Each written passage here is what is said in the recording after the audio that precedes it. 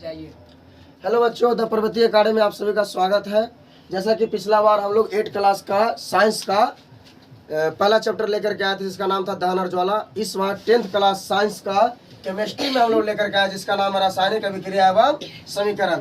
Class test में हुआ था आपका पहला चैप्टर, उसमें उसका हम लोग सोल्व करते हैं। इसमें टोटल पहला चैप्टर में टोटल क्वेश्चन की संख्या 70 से 75 है, लेकिन आज हम लोग आधा ही सोल्व करेंगे, 35 क्वेश्चन सोल्व करेंगे। उसके आगे हम लोग नेक्स्ट वीडियो में देखेंगे। पहला क्वेश्चन आपको पूछा गया है कि Zn+CuSO4 dash ZnSO4 plus Cu ऊपर दी गई रासायनिक अभिक्रिया किस प्रकार की अभिक्रिया है, किस प्रकार की अभिक्रिया है। तो देखिए, एक दूसरा एलिमेंट जो है ना एक दूसरा में विस्थापित हो रहा है, एक दूसरा में अपना जगह चेंज कर रहा है, तो इसका राइट आंसर हो जाएगा विस्थापन अभिक्रिया। इसका राइट आंसर कौन सा हो जाएगा? विस्थापन अभिक्रिया। अगला क्वेश्चन है, जब सोडियम हाइड्रोक्साइड को जिंक के साथ अभिक्रिया कराते हैं तो कौन सा उत्पाद बनता है? जब सोडियम हाइड्रोक्साइड को जिंक के साथ अभिक्रिया कराते हैं तो कौन सा उत्पाद बनता है? जब सोडियम हाइड्रोक्साइड में जिंक से अभिक्रिया करता है तो कौन सा उत्पाद बनता है? जब सोडियम हाइड्रोक्साइड को जिंक से अभिक्रिया करता है तो कौन सा ऑक्साइड बनता है? तो इसका राइट आंसर हो जाएगा डी। राइट आंसर हो जाएगा डी। अगला क्वेश्चन है दूसरा, जब मैग्नीशियम फिल्म को जलाते हैं, जब मैग्नीशियम फिल्म को जलाते हैं तो उसका जो आग रहता है उसका लौह कैसा रहता है? उसका आग का लौह रहता है चमकीला उजला। उसका आग का लौह रहता है चमकीला उजला।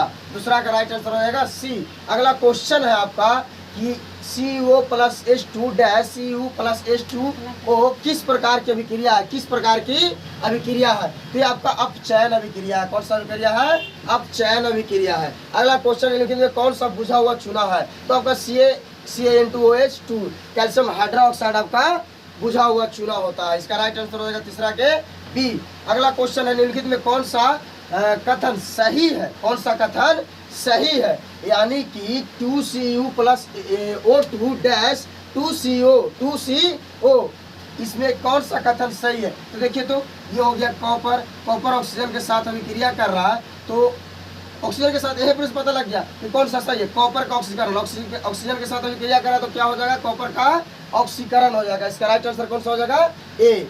अगला क्वेश्चन है, एक जांच परखनली के लिए गए विलयन में एक लोहे की कील को डुबाया जाता है। आधे घंटे बाद यह देखा गया कि विलयन का रंग परिवर्तन हो चुका है। तो यह परखनली में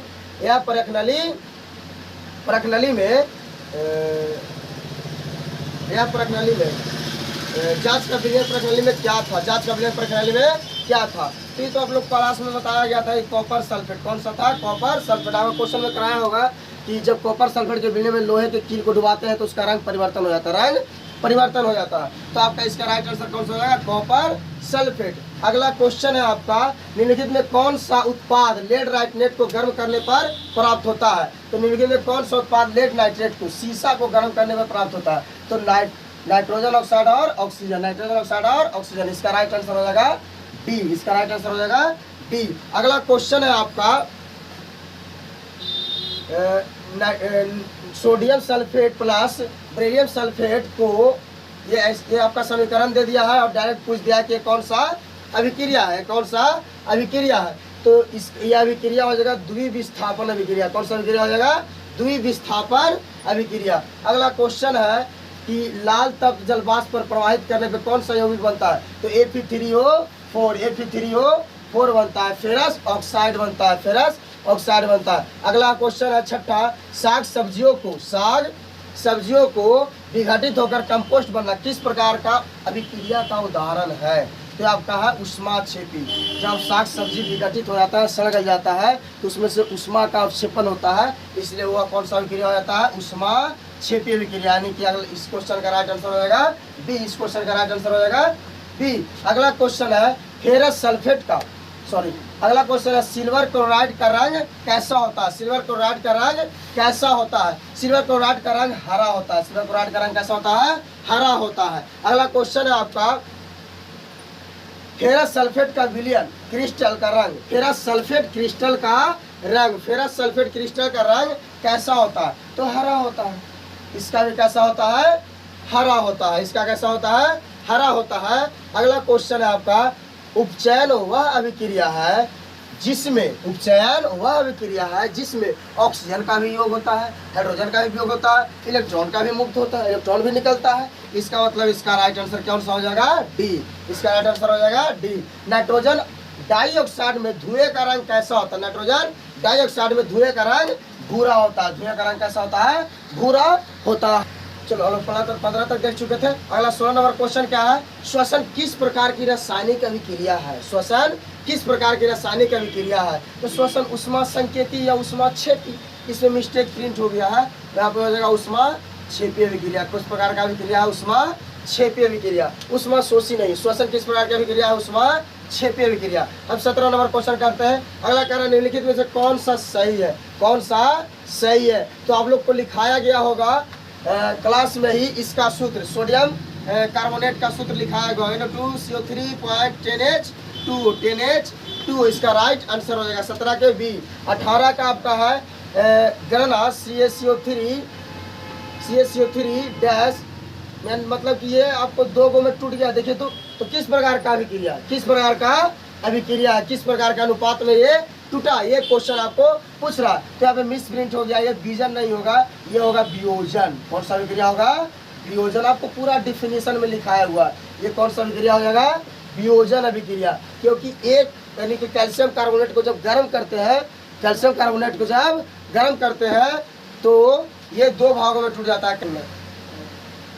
यहाँ पे मिस्टेक हो गया है, विजन के जगह क्या होगा? वियोजन। इसका राइट आंसर ए हो जाएगा। अगला क्वेश्चन है आपका, रासायनिक अभिक्रिया को व्यक्त किया जाता है। रासायनिक अभिक्रिया को व्यक्त किस चीज में किया जाता है?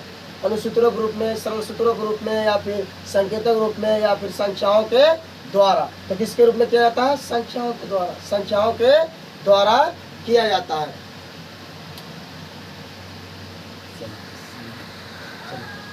यहाँ पे सॉरी सारे मिस्टेक हो गया है, संख्याओं ने यहाँ पे क्या होगा?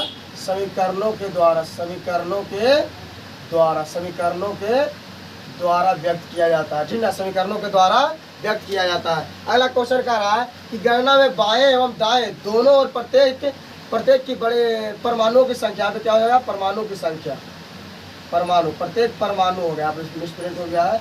परमाणु की संख्या समान हो तो वो कौन सी होती है? संतुलन होती है। कौन सा होती है? संतुलन समीकरण होता है। अगला क्वेश्चन आपका दिया हुआ है कि निम्नलिखित में कौन सा अंग असंतुलित है? कौन सा असंतुलित है? तो आपको क्लास में बताया गया था बहुत बढ़िया तरीका से कौन संतुलित है और कौन असंतुलित है। देखिए तो 2 हाइड्रोजन, यहाँ पर भी 2 हाइड्रोजन, यहाँ पे भी 2 गो क्लोरीन, यहाँ पे भी 2 गो क्लोरीन, यहाँ पे अगर 2 गो पोटेशियम है तो यहाँ पे भी 2 गो पोटेशियम है। अगर हम यहाँ पर देखते हैं पीवी, शीशा को देखते हैं तो शीशा यहाँ पे है क्या गो? एगो है, यहाँ पे भी एगो है, यहाँ पे ऑक्सीजन के गो है 3 दूनी 6 गो, यहाँ पे देखिए तो 2 गो और 2 4 गो और 1 5 गो है। इसका मतलब असंतुलित कौन है? सी नंबर पर क्या है? असंतुलित समीकरण है। लेकिन में कौन सा अनुपात संतुलित है? कौन सा अनुपात संतुलित समीकरण है? तो ये भी आपको क्लास में बता दिया गया है। जिधर परमाणुओं की संख्या अगर बराबर ना हो तो हो जाता है असंतुलित समीकरण। तो इसमें देखिए आपको यहाँ पे भी एगो है, एगो है, यहाँ पे आपको 2 गो है, यहाँ पे भी 2 गो है। तो इसमें देखिए NH 4 गो है, यहाँ पे नाइट्रोजन 4 गो है, हाइड्रोजन भी 4 गो है, यहाँ पे नाइट्रोजन 2 गो है, 2 दूनी 4 गो हाइड्रोजन है, लेकिन यहाँ पे नाइट्रोजन 4 गो नहीं है। तो नाइट्रोजन 1 गो है, नाइट्रोजन है 2 गो, तो ये भी नहीं होगा। यहाँ पे देखिए ऑक्सीजन 2 गो है, ये भी 2 गो है, Cl 2 गो है। इसमें इसका राइट आंसर यहाँ पे मिस प्रिंट हो रहा है। ठीक ना, इसको बाद में देखते हैं। 22 नंबर क्वेश्चन यहाँ पे मिस प्रिंट हुआ है। अगला क्वेश्चन देखते हैं, निम्नलिखित में कौन अनुपात संतुलित है? निम्नलिखित में कौन 23 का क्या है? निम्नलिखित में कौन अनुपात संतुलित है? कौन अनुपात संतुलित है? देखिए तो Zn यहाँ पे 1 गो है, H2 2 गो है, तो H2 2 गो है, SO4 है, SO4 है, तो संतुलित कौन सा हो जाएगा? डी। 28 का 23 नंबर का डी हो जाएगा संतुलित। अगला क्वेश्चन है 24 नंबर, कैल्शियम कार्बोनेट को गर्म करते हैं तो कैल्शियम और कार्बो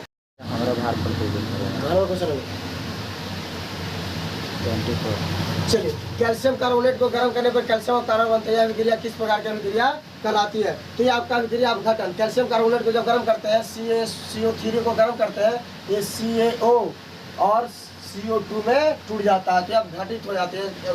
24 का कौन सा आंसर हो जाएगा? डी, अपघटन। कौन सा हो जाएगा? अपघटन। क्लोरोफिल और सूर्य के प्रकाश की उपस्थिति के संबंध में वायु एवं वायु से कार्बन एवं पृथ्वी से जल ग्रहण करके भोजन तैयार करते हैं या किस प्रकार के प्रकाश रसायन पेड़ पौधा इसी प्रकार इसी अभिक्रिया से तो भोजन बनाते हैं। इसका राइट आंसर हो जाएगा 25 का बी। अगला है चांदी का कृत विलयन में, चांदी का कृत विलयन में सोडियम विलयन का विलय मिलाए विलय सिल्वर विलयन के पृथक हो जाता है। अभिक्रिया को क्या कहते हैं? इस अभिक्रिया को क्या कहते हैं? इस अभिक्रिया को अवक्षेपण अभिक्रिया कहते हैं। कौन सा अभिक्रिया कहते हैं? अवक्षेपण अभिक्रिया कहते हैं। अगला क्वेश्चन कह रहा है सोडियम हाइड्रा ऑक्साइड और सोडियम क्लोरिक एसिड के बीच अभिक्रिया होने पर सोडियम लिंक, सोडियम यहाँ पे होगा सोडियम लवण, यहाँ होगा सोडियम लवण, सोडियम लवण एवं जल बनते हैं। यह अभिक्रिया उदासीनी अभिक्रिया कहलाता है। कौन सा अभिक्रिया कहलाता है? उदासीनी अभिक्रिया कहलाता है, उदासीनी अभिक्रिया कहलाता है। अगला क्वेश्चन कर रहा है रेडॉक्स अभिक्रिया। रेडॉक्स अभिक्रिया निम्नलिखित में कौन सी है? निम्नलिखित में कौन सी है? रेडॉक्स अभिक्रिया निम्नलिखित में कौन सी है? तो रेडॉक्स अभिक्रिया निम्नलिखित में इसका ये वाला हो जाएगा। इसका ऑप्शन पे वो कटा हुआ है जी, इसका ऑप्शन कटा हुआ है, ठीक ना। इसमें कोई रेडॉक्स अभिक्रिया नहीं है। एक और ऑप्शन होता है इसका डी ऑप्शन होगा, वही इसका राइट आंसर होगा। इसका ऑप्शन कटा हुआ है। रेडॉक्स अभिक्रिया नहीं होगा। इसका ऑप्शन क्या हो जाएगा? बी। सॉरी, इसका ऑप्शन क्या हो जाएगा? बी। रेडॉक्स अभिक्रिया में हाइड्रोजन से अभिक्रिया करके ऑक्सीजन मुक्त करता है और ऑक्सीजन से अभिक्रिया करके हाइड्रोजन मुक्त करता है। तो इसमें दूसरा ऑप्शन दिया हुआ था जो हाइड्रोजन से क्लोरीन हाइड्रोजन से अभिक्रिया करके ऑक्सीजन को मुक्त कर रहा था। इसमें ऑक्सीजन बन करके उड़ जाएगा वायुमंडल में अभिक्रिया करने पे। तो इसका राइट आंसर हो जाएगा बी। 28 का राइट आंसर हो जाएगा बी। अगला क्वेश्चन है 29 नंबर देखते हैं। निम्नलिखित में कौन उष्मा तरंग अभिक्रिया कौन सी है? निम्नलिखित में उष्मा तरंग अभिक्रिया कौन सी है? इसमें 29 नंबर क्वेश्चन टाइपिंग नहीं हुआ, मिस प्रिंट हो गया है। इसमें 30 नंबर देखिएगा। निम्नलिखित में उष्मा तरंग अभिक्रिया कौन सी है? तो इसका राइट आंसर हो जाएगा उष्मा तरंग अभिक्रिया का। ध्यान से देखिए, उष्मा का यूनिट क्या होता है? Kilo pascal, kilo calorie. तो इसका राइट आंसर हो जाएगा बी। 30 का राइट आंसर क्या हो जाएगा? बी। अगला क्वेश्चन हम देखते हैं 31 से अगला क्वेश्चन देखते हैं। 31 नंबर क्वेश्चन में कौन ऑक्सीकारक कौन होता है? जो ऑक्सीजन से सहयोग करता है। इसका राइट आंसर हो जाएगा हो गया स्टार्ट। चलो, इसमें हम 37 नंबर क्वेश्चन देख रहे थे AB + CD। इसमें देखिए तो एक दूसरा से विस्थापित हो रहा है, तो विस्थापन अभिक्रिया तो है नहीं, तो उभय विस्थापन आपको मिल गया, उभय विस्थापन। तो इसमें 37 नंबर का राइट आंसर हो जाएगा सी, उभय विस्थापन अभिक्रिया। अगला दूध से दही बनना कैसा परिवर्तन? ये तो हर कोई जानता है जी कि रासायनिक परिवर्तन है। ऐसा कौन सा परिवर्तन है? रासायनिक परिवर्तन है। तो आज के लिए इतना ही रहने देते हैं। इसके आगे हम लोग 74 वीडियो और इसके आगे हम लोग 74 नंबर क्वेश्चन तक करेंगे। आज के लिए धन्यवाद। आप लोग अगर वीडियो अच्छा लगा तो लाइक कीजिए, सब्सक्राइब कीजिए। मिलते हैं नेक्स्ट वीडियो में।